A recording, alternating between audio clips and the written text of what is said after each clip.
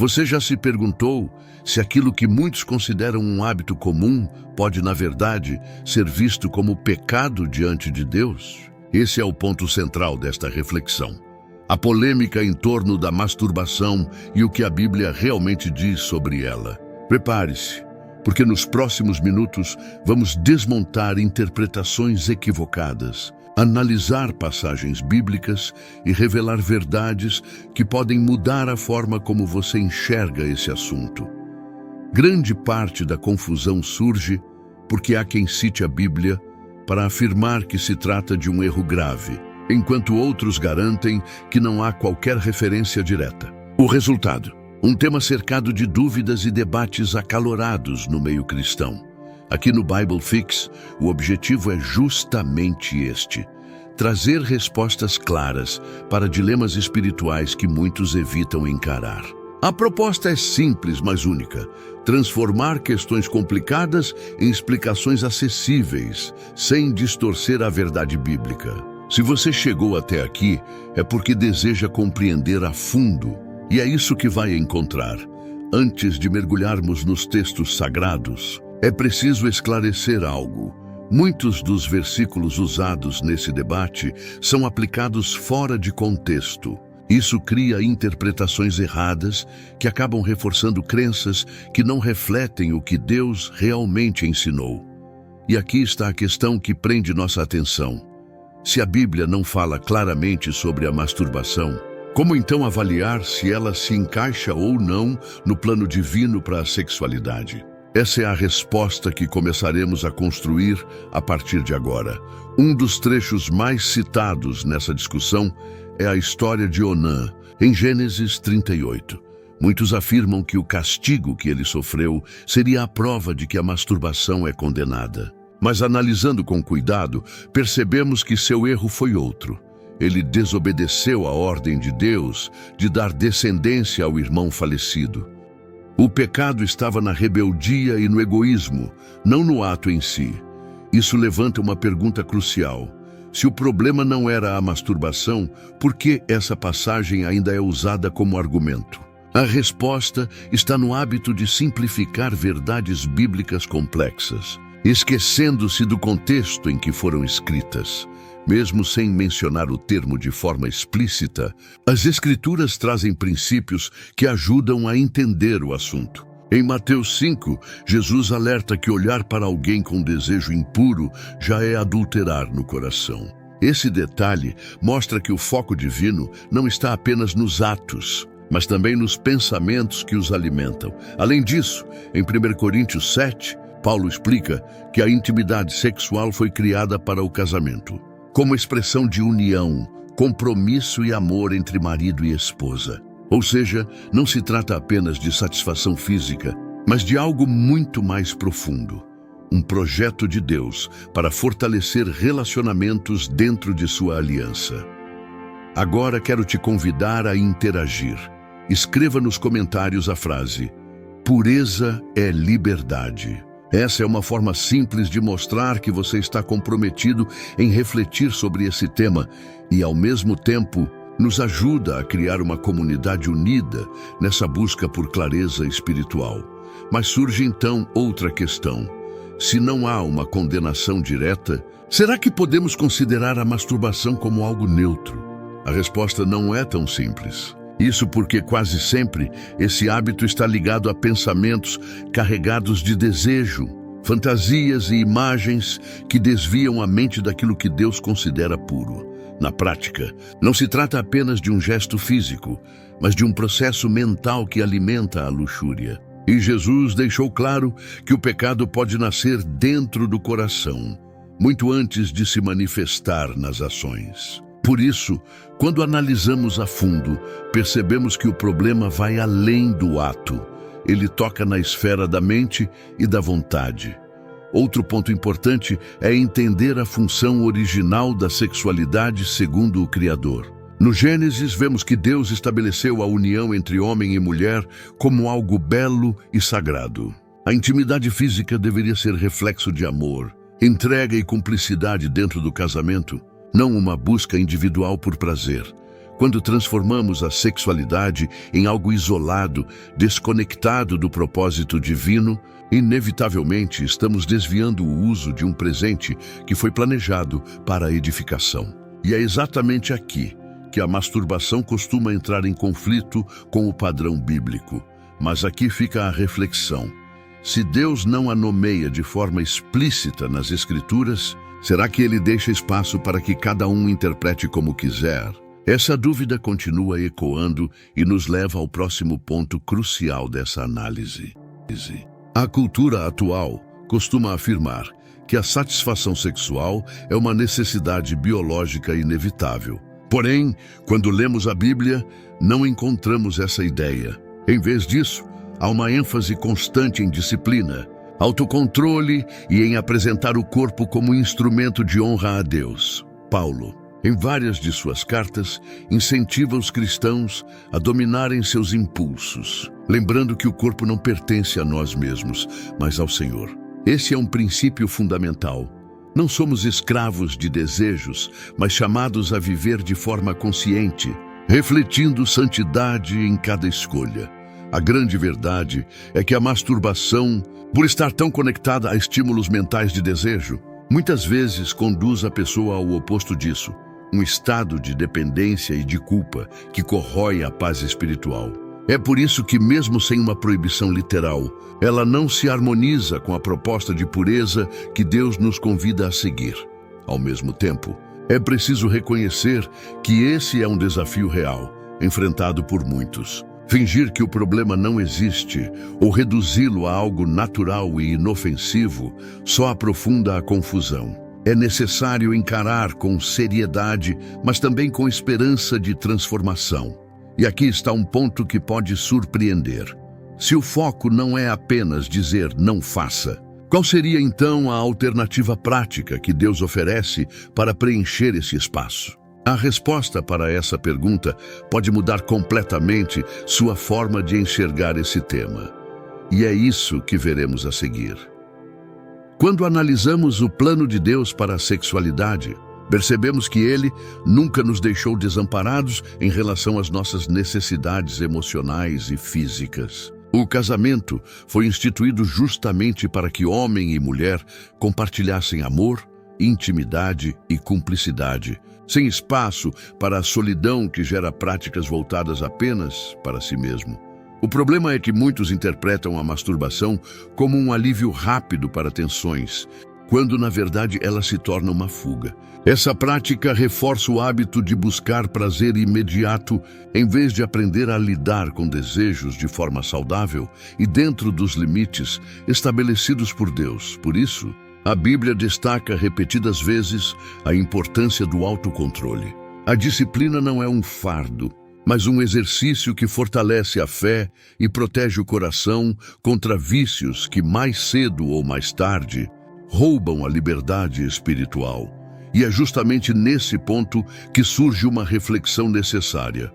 Será que a masturbação pode realmente ser separada das fantasias e imagens que a alimentam? A maioria dos cristãos que enfrenta esse desafio sabe que quase sempre os dois caminham juntos. Mas existe uma pergunta ainda mais intrigante. Haveria alguma forma de vivenciar sexualidade fora do casamento sem ferir os princípios divinos? A resposta a essa questão pode surpreender e desafiar conceitos que muitos consideram inabaláveis. A verdade é que Deus não criou a sexualidade para ser vivida de maneira egoísta. Desde o início, ela foi projetada como expressão de entrega mútua e não como busca solitária por prazer. Esse detalhe muda completamente a forma como entendemos o assunto. Quando alguém recorre à masturbação, o foco se volta inteiramente para si mesmo. O corpo é usado como ferramenta de satisfação, sem vínculo com amor ou compromisso. Esse distanciamento do propósito original revela o quanto a prática pode ser incompatível com a visão bíblica. Outro aspecto importante é que, em muitos casos, a masturbação acaba se conectando ao consumo de pornografia ou ao cultivo de fantasias repetitivas. Isso aprisiona a mente em um ciclo de estímulos que torna cada vez mais difícil experimentar a pureza que Deus deseja para seus filhos. Mesmo assim, não se trata apenas de proibição ou condenação. O chamado divino é para algo maior, uma vida de santidade que não depende de prazeres imediatos para ser plena. É nesse caminho que encontramos verdadeira paz e liberdade. E agora quero ouvir de você.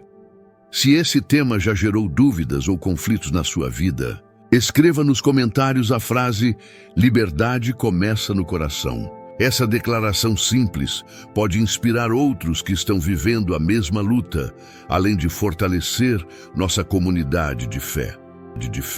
Muitos acreditam que a masturbação é apenas uma questão de hábito pessoal, mas a verdade é que ela afeta muito mais do que o corpo.